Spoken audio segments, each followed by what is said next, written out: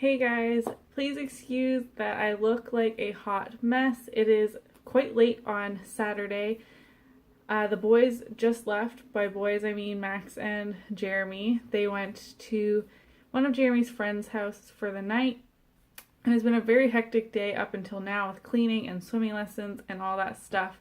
So please excuse my appearance. My hair is doing its own thing. Anyways, today's video is going to be my 23 and 24 week update.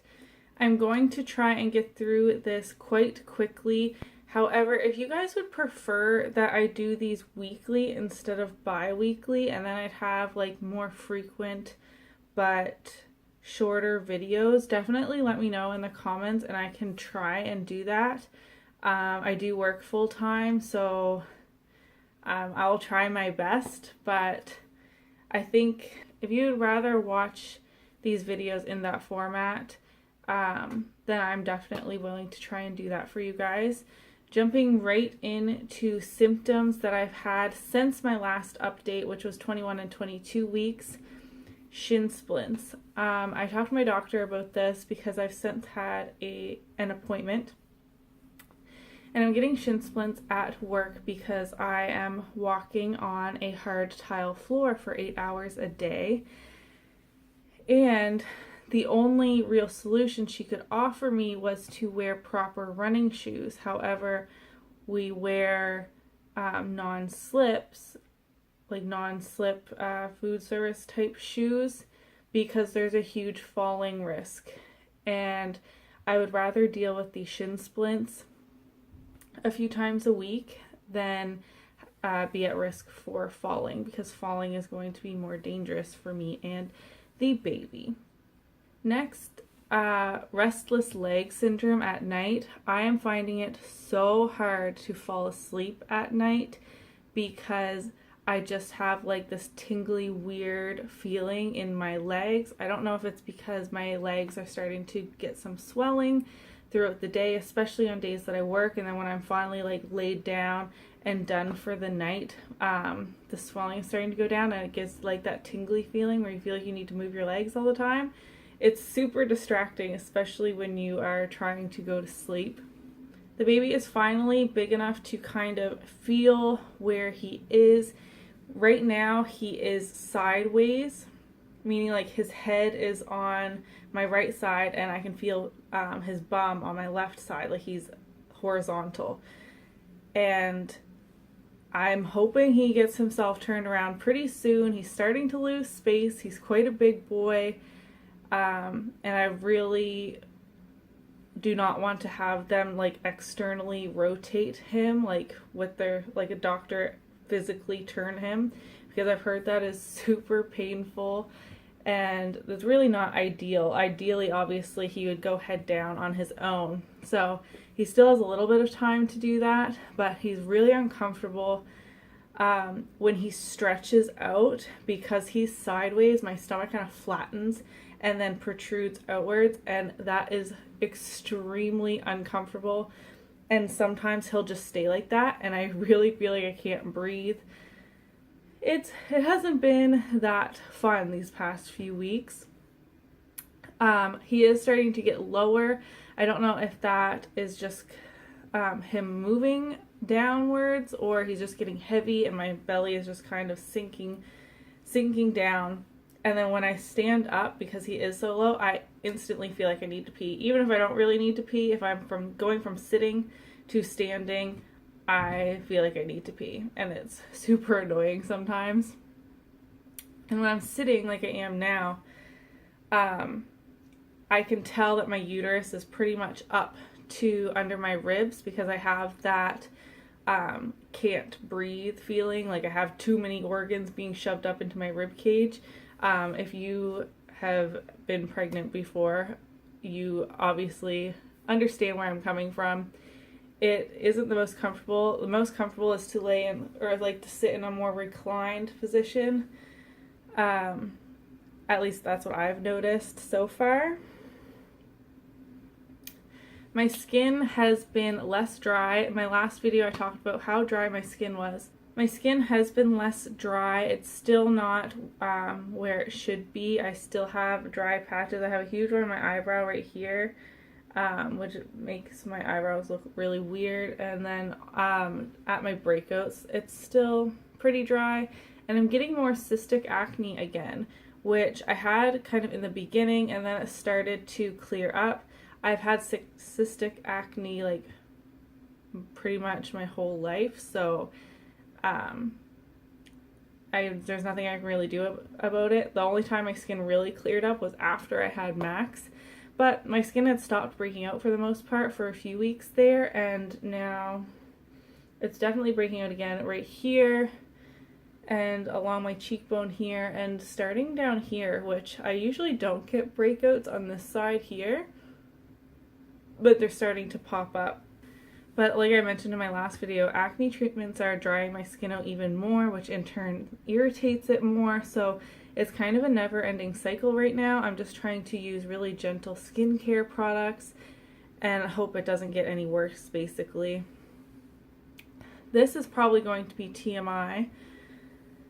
So if you don't want to hear anything about it, maybe skip ahead a little bit. But the last few weeks, I have started leaking colostrum, which is very normal in pregnancy. Some people get it really early on. Other people, it doesn't happen until well into their third trimester.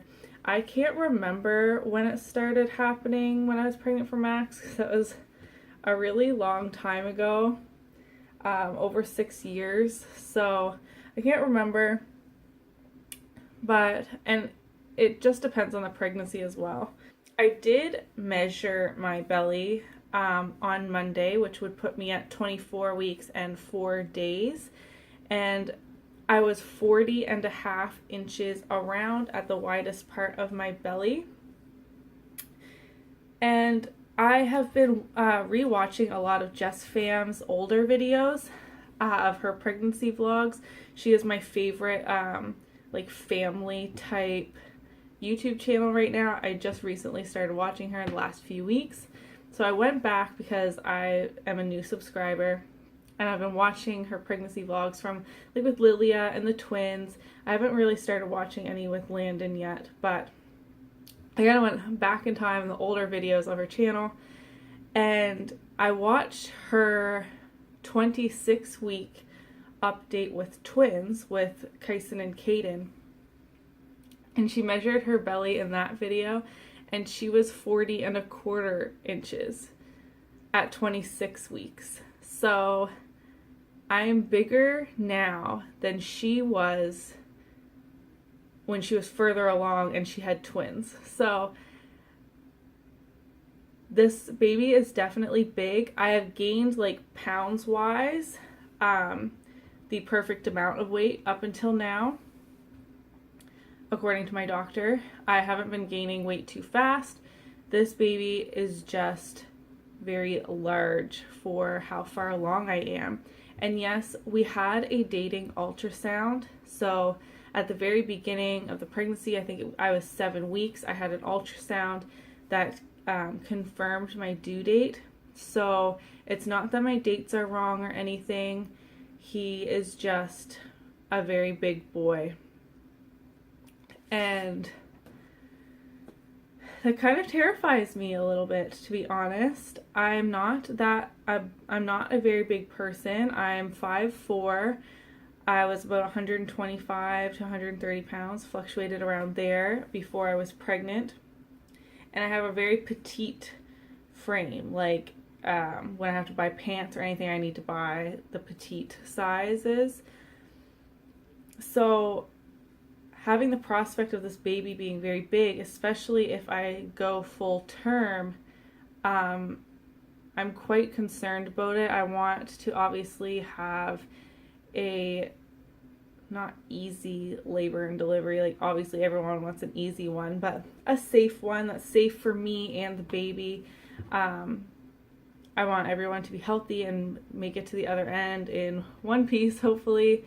And if he is that big, then it could be really dangerous to even attempt a vaginal birth. I'd really rather not have a C-section, but if that's going to be the safest way, then I guess that's what I'm going to have to do, which isn't ideal at all because C-sections take a lot longer for recovery time, and there's so many other things, which I can make a whole other video about that if you're interested, I guess. But yeah, I just wanted to point that out, that I'm bigger and less far along than just when she was pregnant with twins. So I just thought that was kind of funny. I will show you guys my belly. I am just in like workout clothes, even though I was not working out. I wanted to be comfortable. So this is what I'm looking like now. As of today, I am 25 weeks and 2 days when I'm filming this, because I didn't have time to film it earlier. But as you can see, quite big and very low. Like my hips are right here. Like my hip bones that I can feel are up here, and the belly is way further down. Like I'm pulling this maternity top to the extreme. And I still have that extra weight in the love handle area that I had last time. Obviously, you don't really lose weight while you're pregnant. So yeah, this is what the belly looks like with a shirt on. Lifting up the shirt. These are the full panel yoga pants I got from Old Navy Maternity. They are awesome, so comfortable. And this is what we're looking like without the shirt. My stretch marks that I got with Max are turning more and more purple. If you watched my last update, you can probably tell the difference. And you can really see how low I am now. Like I said, this is my hip, like right here, and the belly sinks down really low. Again, I'm still keeping my belly button, and this line is getting more pronounced. I'm not getting the line straight up and down yet, which a lot of pregnant people do. I got that with Max, but I'm getting a line like right here. From the other side, these stretch marks are getting pulled worse. And just for reference, I'm leaning more up high on this side. This is baby bum down up here, and then the head is somewhere around here, right here. It feels like right now, like I can literally feel him, and it's so weird. And he'll stretch this way, and my belly kind of compresses in and bulges out this way, and it hurts so much. So I think that was everything I wanted to talk about for my 23 and 24 week update. Just a reminder, do please let me know if you would rather me do these weekly. If you'd rather these be kind of short, sweet videos and not so long, that would definitely be the way to go, I think, because these are kind of symptoms I've piled on over 2 weeks. As I notice them, I just kind of jot them down on my phone and then tell you guys about them. If you have any questions, be sure to leave those in the comments below as well, and I'll answer them in my next video. Please subscribe if you haven't already, and I will see you in my next one. Bye!